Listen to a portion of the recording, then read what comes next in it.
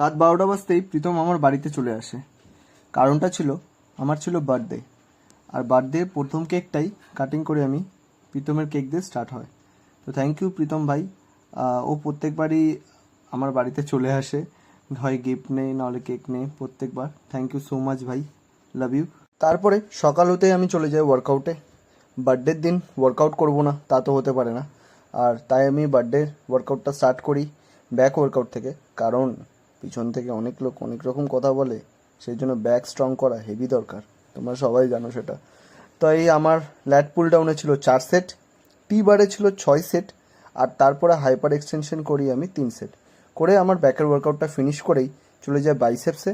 বাইসেপসে আমি দুটো ওয়ার্কআউট করি 3 সেট করে, ডাম্বেল কার্ল আর ইনক্লাইন ডাম্বেল হ্যামার, যেটা তোমরা দেখতেই পাবে।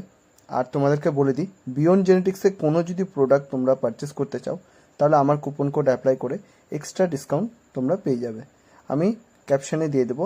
আর তোমরা যদি বালুঘাট বা দক্ষিণ দিনাজপুরের মধ্যে হয়ে থাকো তাহলে বাল্ক অর্ডার অথবা সিঙ্গেল পিস অর্ডার আমাকে ডিএম করে করতে পারো, ভালো ডিসকাউন্টে পেয়ে যাবে।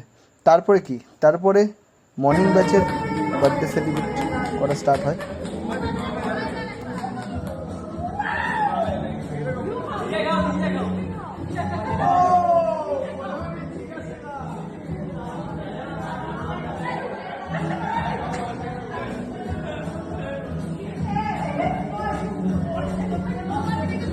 এই সুন্দর কেক আর এতগুলো রোজ দেখে তোমরা বুঝতেই পারছো যে এটা কে দিয়েছে। তো thank you Sudipta and love you so much. তারপরে বাড়িতে কেকটা কাটিং করি আমি, আর মাও ছিল, সুদীপ্তা মা সবাই মিলে আমরা সেলিব্রেট করি। আর তারপরে আমি ব্রিজে যে গিয়ে Arnab, Pratibha, Arjun, thank you so much এত সুন্দরভাবে সেলিব্রেট করার জন্য আমার বার্থডেটা। আর লাস্ট আমি কেক কাটিং করি আমার নাইট ব্যাচে জিমে, তোমরা দেখতে থাকো।